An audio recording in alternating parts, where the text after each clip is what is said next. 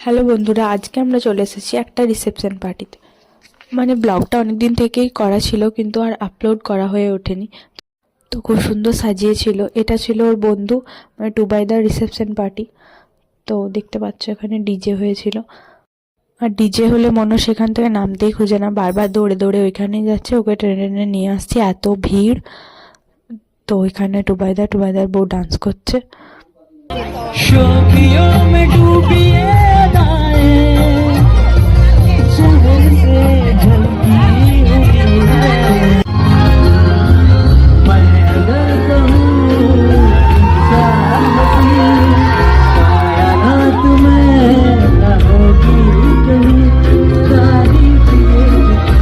তো টুবাইদা খুব স্পেশাল করে গানটা করেছিল ওর বইয়ের জন্য।